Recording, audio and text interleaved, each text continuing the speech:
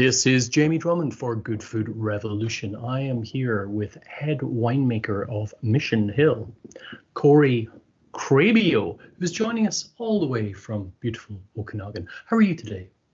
I'm great, Jamie. Thanks so much for having me today.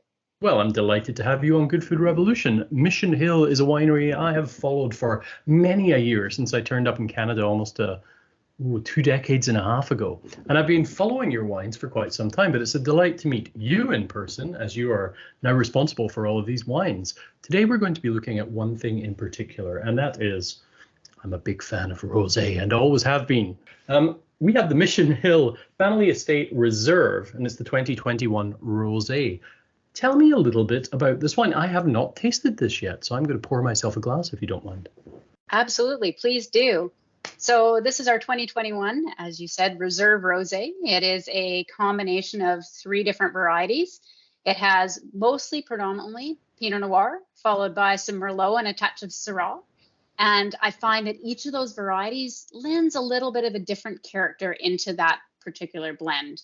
You know, the Pinot Noir, you're really going to get those strawberries, just a touch of watermelon character. The Merlot, you've got those red fruits. And then that Syrah gives you that touch of an herbal character, a bit of spice that comes through the wine. Now, this particular one is 100% organic. So one of the big things with all of our wines this year under the Mission Hill label are, as of 2021, they're all certified organic, both in the vineyards and the wine. So has been a huge undertaking for us, and it's really exciting to see that come through in the bottle. What have been the biggest challenges shifting to organic in the Okanagan? What are the biggest pressures that one has on one's vineyards? I think one of the big things is, it's become a culture change for us. Right. So it's, we've always farmed sustainably and really paid attention to what was happening in the lands, but you had to be very present now. So with the number of vineyard sites that we have 47 that are owned through our company, and that's where we source from.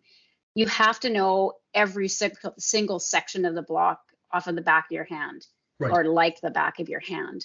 And you have to be out there and present so that you see if anything is going a little bit sideways. Soil nutrition has been massive for us. So we've been working on cover cropping and our compost programs to make sure that our soil is getting the nutrition. Our head viticulturist, he likens conventional agriculture to, having an IV and being able to just drip in those nutrients. Whereas organics is long-term and you just have to really get back to that soil health. How integral have you been to this change, this shift to organic? And how much of your time do you spend in the vineyards these days? So right now I spend less time in the vineyards than I do, say, during harvest time, but right. I speak very frequently with the viticulturists. In fact, I was on the phone with Rob a couple of hours ago just to see how the weekend went, especially as we had some cool weather come through the area and our buds are just bursting out there. Always a worry? Always worry, absolutely, as in all weather patterns when it comes to viticulture. So this time of year, I'm out at least a month, but once a month, but speaking fairly frequently to the viticulturists. As we get closer to harvest time, I'm out several times a week to each of our different vineyard sites. Now, this particular rosé is by no means an afterthought. Many producers make rosé as a kind of byproduct of other wines that they're making. But this reserve the blocks are particularly chosen for rosé. Why do you choose these particular blocks? That is correct. It isn't an afterthought for us, and the reason for that is because we really want the flavors that come from those grapes to be what we're looking for in the rosé. Right. And so for the fresh fruit character, for the flavor characteristics that we're trying to drive, we need to make sure that it is actually grown for rosé and cropped for rosé as well. Yeah. So from these particular blocks, what I'm looking for is fruit intensity. So similarly to that fresh, strawberry and watermelon that Pinot comes from, those are where those blocks come from, or those blocks that are selected. That's where we find those characteristics coming through. And also we want to be able to make sure that we have good acidity. One of the things that I love about the fruit in the Okanagan Valley is just how fresh those fruit characters are. Yes. And I want to see that in our rosés. So the blocks that we choose will have those inherently there. Same thing with the Merlot blocks that go into this particular rosé. I want those red fruit characters. And then it all comes down to blending on the bench. You know, we do have different vineyard sites that we're able to pull from, as much as this is through the Black Sage and Oliver area. And each one of those different blocks will give us different nuances. So it all comes down to, you know, taking those different blocks on the bench and creating a blend that really drives those fruit characters home, but also gives bright acidity on the palate and loads of texture so that you can pair it up with food. So we always try any blend in our bench or on our winemaker's bench before we'll do anything in the cellars. Now we're talking mainly about a kind of loamy sand soil down there. These are your southern estate vineyards, right? Yes. What do you believe that brings to the glass in the case of this particular rosé? Absolutely. So with the, you know, being down in the Oliver area for this rosé, it is a very warm area. So we're picking quite a bit earlier. The canopies are quite strong. The vines are older now. So we're getting additional complexity through the wine for that. Now, speaking of the vines getting older, some of these vineyards were planted in about 1997, I believe. Yes, absolutely. So we have many vineyards that are now into that 25-year mark now, which is exceptional for us, and in particular in our reds, because you can really see the complexity that you get with older vines.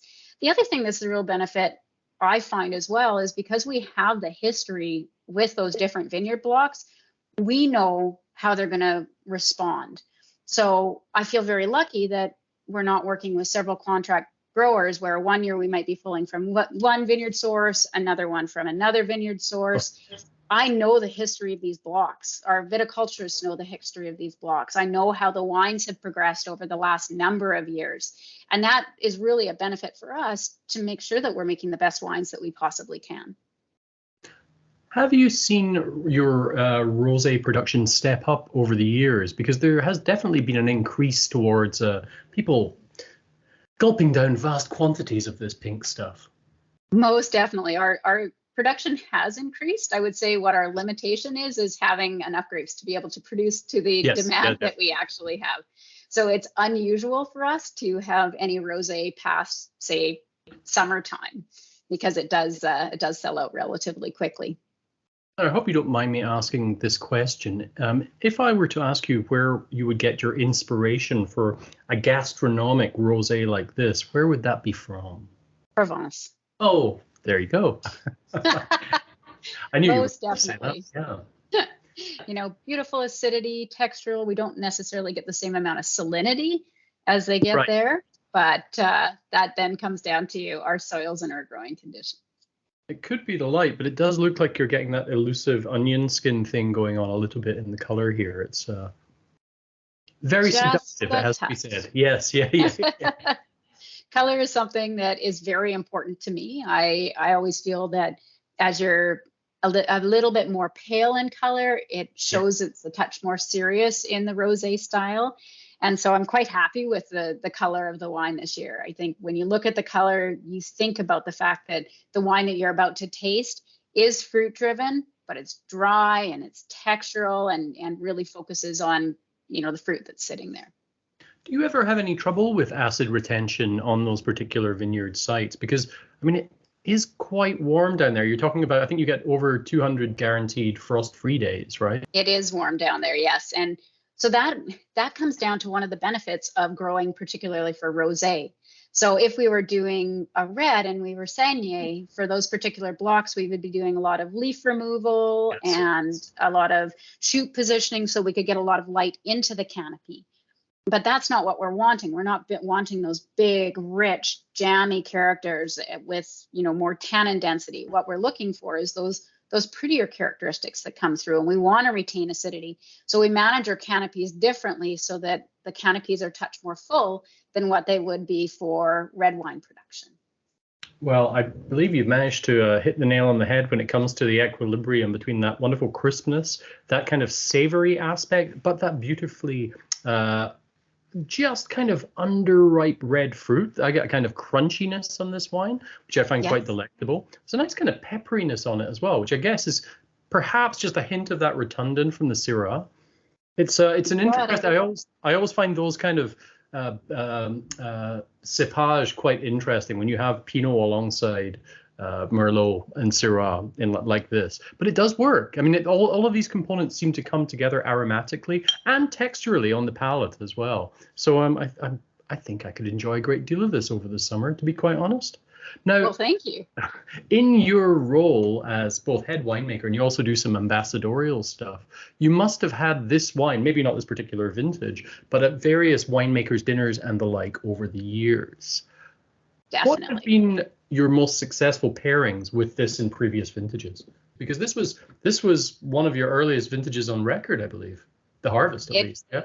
It definitely was. It was our earliest harvest on record. It was very early. It was a challenging vintage, as anyone that knows what happened out on the West Coast last year, or Western Canada last year. I forgot about that part, yeah. We went from 2 degrees at the beginning of June to 49 degrees at the end of June. So it was pretty hard on our poor grapevines, but I can't say enough about our viticulturists. And I really feel that the vineyards came through well last year. The fruit density is there, and it all comes down to them making sure that the canopies were dense enough to be able to hold the amount of heat that actually came through at that particular time. But it did mean quite an early vintage, for sure. And I'm sorry, your other question was? About the most successful pairings you've seen with this wine over the years. One of my favorites, actually, because I always think of Rosé as fresh and to be enjoyed in the spring and the summer, is I love it with a very simple salad. A simple salad with, a lemon oil dressing, maybe a touch of strawberries on top or raspberries on top to carry that through. I always find it brilliant with a charcuterie board. I find Rosé pairs up with most cheeses, be it if you love blue cheese or you love hard cheeses, or it pairs up with pretty much everything on that board. But it can also be more serious too. Some of your grilled chicken dishes, fish. I find really quite a versatile wine.